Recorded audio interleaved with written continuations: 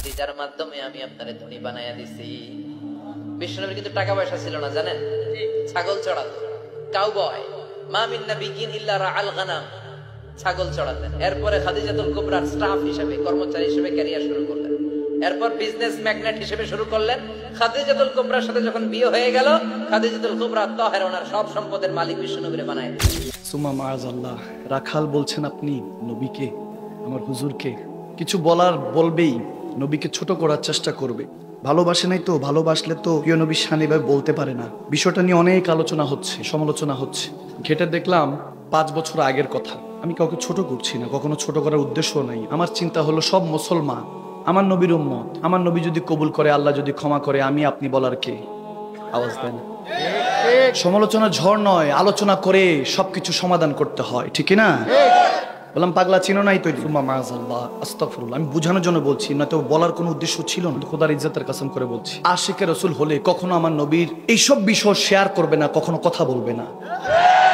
নবীজির সামনে গোস্তাকি হচ্ছে, এগুলো কেন শেয়ার দিবেন, কেন কথা বলবেন এগুলো নিয়ে? আমার নবীর হাদিস কি কম পড়ে গিয়েছে যে আলোচনার জন্য এইসব টপিক লাগবে? বুখারী মুসলিম শরীফ সিয়াসিত্তার হাদিস কি কম পড়ে গিয়েছে? কোরআনের কথা কি কম পড়ে গিয়েছে যে এগুলো বলতে হবে?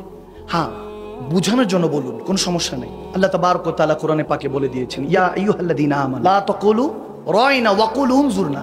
আমার আল্লাহ সাহাবাদের কি শিখাচ্ছেন? হে মুমিনরা, সাহাবা রাসূলুল্লাহ নবীকে ভালোবেসে মুমিন হয়ে গিয়েছেন। সুবহানাল্লাহ।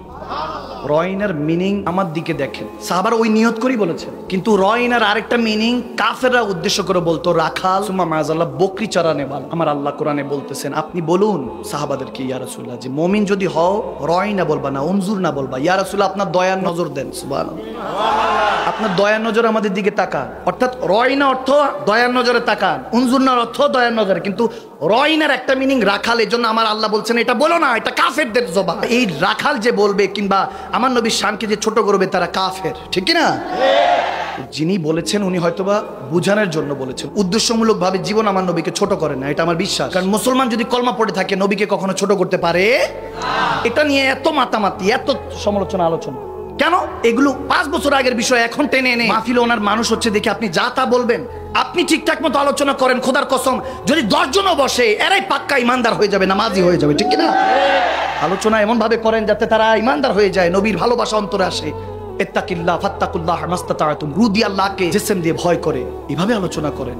বুঝি না, আমার মাথায় ঢুকে না যে আলোচনাগুলি কেমন জানি হয়ে গিয়েছে। এখন সব আলোচনা না, সব হল সমালোচনা। যখন কেউ এরকম বলে, তখন আমি বলি, তুমি বলতেছো আমার নবী বকরি চড়িয়েছেন, তুমি রাখাল দেখছো, কিন্তু আশিকের দিল তো দেখতেছে তিনি মা হালিমার বকরি চড়ান নাই, বরং বকরিরা আমার নবীর কাছে আশ্রয় পেয়েছে। সুবহানাল্লাহ। তুমি দেখছো মা খাদিজাতুল কুবরার কাছে আমার নবী চাকরি করেছে, না না, আমরা দেখছি যে মা খাদিজাকে সবাই কটাক্ষ করত, ওনার অতীতকে নিয়ে হেঁটে তেনাকে অনেক সমালোচনা করত। তেনাকে আমার নবী ভালোবেসে আপন করে নিয়ে মুমিনদের মা বানিয়ে দিয়েছেন। সুবহানাল্লাহ।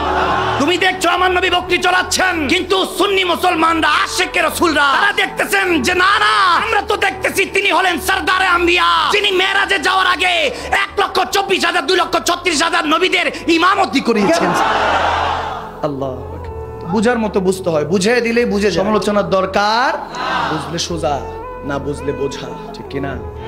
বুঝলে আবু বকর, না বুঝলে আবু কি করবেন? হেদায়েত তো সবার কিসমতে নেই। দেখান নাজরের চাই, দেখনে কো ইয়া মুহাম্মদ, यूं तो क्या देखा नहीं, एक से एक बढ़कर हंसी देखे मगर या मुस्तफा, आपसे बढ़कर हुस्न वाला इस आँख ने देखा ही नहीं। सुभान अल्लाह।